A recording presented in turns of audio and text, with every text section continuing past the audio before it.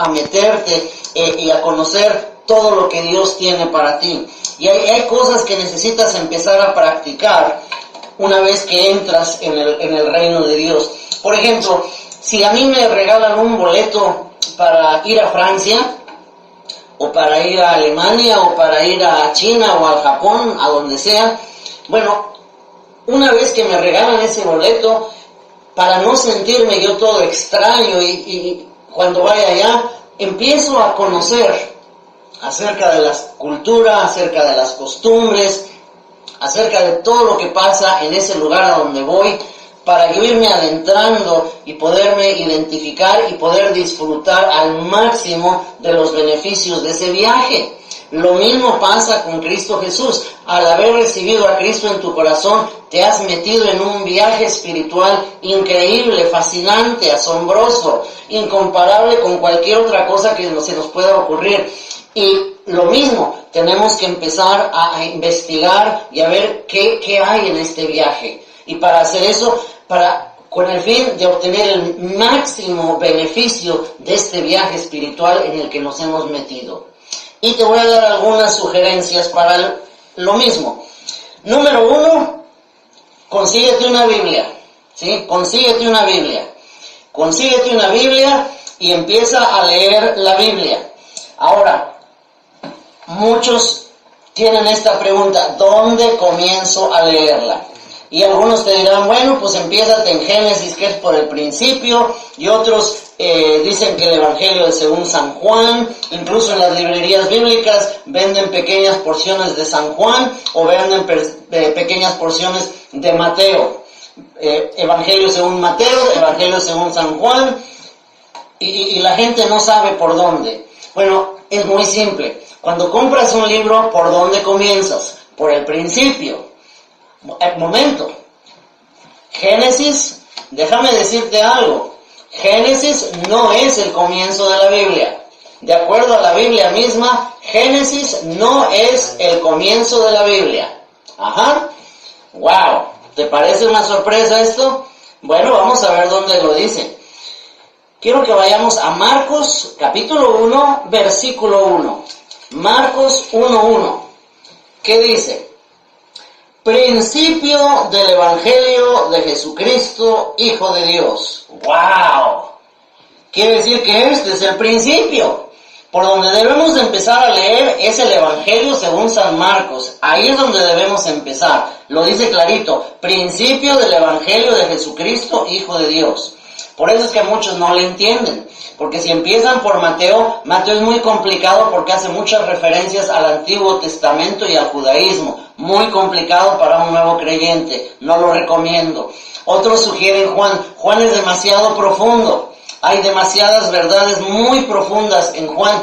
Demasiado profundas como para que un nuevo creyente las pueda entender. No lo recomiendo tampoco. Génesis te vas a meter en toda una historia y después vienen genealogías que no vas a entender tampoco. No lo recomiendo. La misma Biblia te dice cuál es el principio. Marcos es el evangelio más sencillo y más simple, pero también es el que te va a llevar de la mano poco a poco a los primeros conocimientos de Cristo Jesús. Y una vez que acabas con Marcos, te sigues con Lucas, porque Lucas viene siendo como una continuación. Te refleja los mismos hechos, pero un poquito más amplios y desde otro punto de vista. Y ya que tienes los antecedentes de Marcos y de Lucas, entonces sí ya te metes en Juan y de ahí te sigues al resto de la Biblia, a Hechos y a todas las epístolas. Y una vez que acabas toda la Biblia, hasta Apocalipsis, entonces sí te regresas hasta el principio, el libro de Génesis, y empiezas a leer de ahí hasta el final. Esa es la manera correcta, como vas a entender más la palabra de Dios. Por eso es que muchos no la entienden. Pero algo más importante, a medida que lees la Biblia, obedece la Biblia, ¿ok? Porque está llena de leyes espirituales, pero si tú no las pones en práctica en tu vida, no va a servir para nada. Es como un recetario de cocina. Tú ves, abres el recetario, ves esas fotografías tan hermosas y se te antoja ese pollo, se te antojan esos bisteces, esa carne asada, ese cocido, ese guisado se antoja. ¿Qué haces? Si nada más te pones ahí, vas a seguir teniendo hambre y no va a pasar nada. No te vas a poder alimentar de nada más estar viendo las fotografías de los guisados, ¿verdad? ¿Qué hay que hacer? Hay que ponerlo en práctica. ¿Qué necesito? Necesito carne, necesito verduras, necesito jitomate, vamos a comprarlo. Y una vez que lo compramos, ¿qué hay que hacer? Una olla de este tamaño, ponemos todo aquí, hay que partir la carne, hay que partir la verdura, y ahora ponemos un caldo, lo ponemos a cocer, ¿por cuánto tiempo? ¿A cuánta temperatura? Ok, y en media hora está listo, y entonces sí, tienes tu plato. ¿Por qué? Porque lo que decía la receta, lo pusiste en práctica, y ahora sí estás gozando un delicioso platillo que sí te va a alimentar, y lo vas a hacer, te va a satisfacer, y lo vas a disfrutar. ¿Ok? Lo mismo pasa con la palabra de Dios. Puedes leer y leer y leer y leer, pero si no pones nada de eso en práctica, si no aplicas nada de lo que lees en tu vida, no sirve de nada. ¿Ok? Todo lo que leas, así sea nomás un versículo, un solo versículo, aunque sea, ponlo en práctica. Porque he conocido muchos cristianos que leen capítulos, libros enteros de la Biblia, se devoran 3, 4 libros en un solo día, pero no aplica nada. Entonces todo nada más se queda aquí, y aquí no sirve para nada. Aunque sea un versículo, pero aplícalo. Lo que leas, aplícalo. Esa es la clave.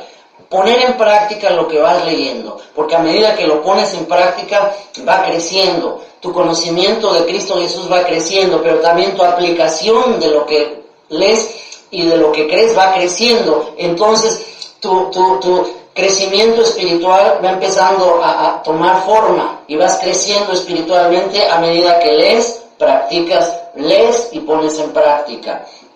Pero hay otra cosa que debes de hacer: orar continuamente con Dios. Y de nuevo, orar no es solamente pedir. Eso no es orar. Pedir es parte de orar, pero la mayoría de los cristianos han contemplado y tienen como costumbre que pedir, y orar es pedir. Señor, necesito esto. Señor, te pido por fulano, te pido. No. Orar es platicar, así como lo harías con la persona de más confianza. Platica con Dios, platica de lo que sientes, platica de lo que te pasó en el trabajo, platica de lo que leíste, de lo que estás leyendo, platica de lo que estás sintiendo a medida que estás entrando en esta vida espiritual. Platica con Él de todo, porque tienes la ventaja de que Él no lo va a esparcir. Cuando tú a veces le confías tus cosas a una persona, de repente te encuentras con la sorpresa de que, ya se lo compartió fulano, ya se lo dijo a sutano, y te lastima porque traicionó tu confianza. Dios nunca va a hacer eso contigo. Tú puedes confiarle a Dios todo, las cosas más preciosas y más preciadas y más íntimas de tu corazón, se las puedes poner a Él, y Él enfrente, y Él no las va a regar. Él respeta tu persona, Él respeta lo que tú sientes. No solo eso, sino al tú hablar con Él, con tus palabras, y luego tú lees su palabra, porque la Biblia es la palabra de Dios. Entonces tú hablas con Dios con tus palabras. A medida que tú lees, Dios te va a hablar a ti con sus palabras, y entonces tenemos un diálogo, y tu caminar espiritual empieza a tomar forma, empieza a tomar un motivo de ser, y tiene sentido, empieza a tener sentido, ¿ok? Tú hablas y Él te habla, tú le hablas y Él te habla, y empiezas a tener un diálogo de amor con Dios.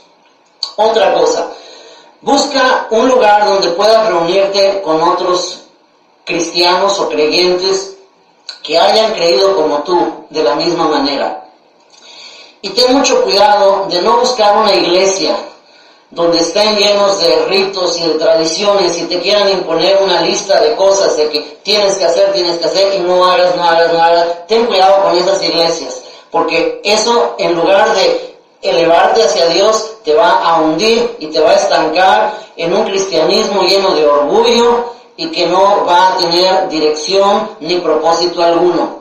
Busca un grupo de creyentes donde crean la palabra de Dios, donde la pongan en práctica, donde realmente se viva la palabra de Dios, ¿ok? Eso es lo que debes de hacer. Y tienes que congregarse, porque congregarse es algo muy importante. Cuando tú puedes tener comunión con otras personas que han creído de la misma manera como tú, entonces también pueden compartir sus experiencias, empiezan a apoyarse unos a otros y empiezan a poner en práctica el amarse los unos a los otros, tal como Dios nos ama a nosotros. Amén.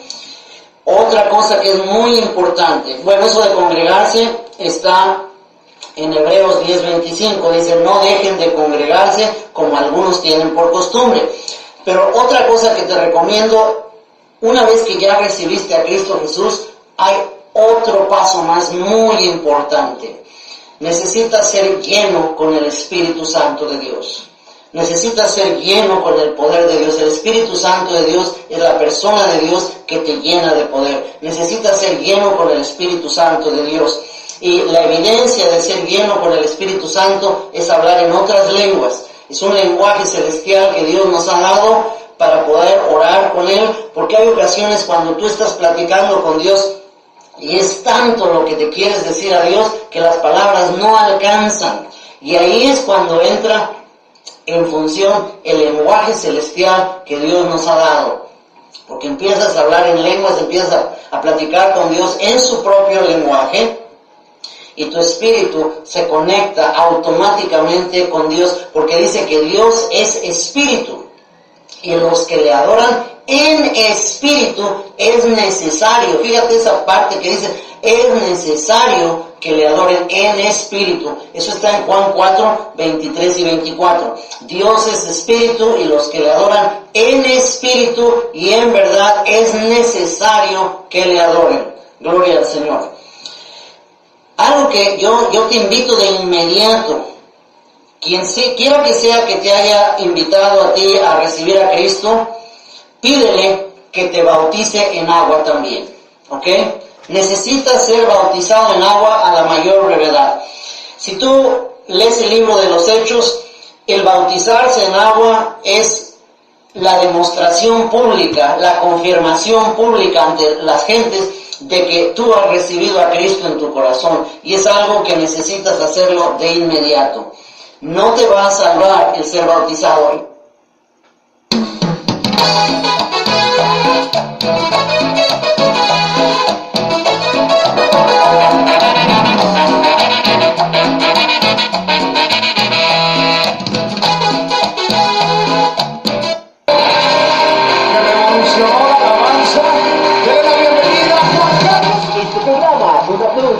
Por la misionera, como la droga de la noche, Ministerio Informativo.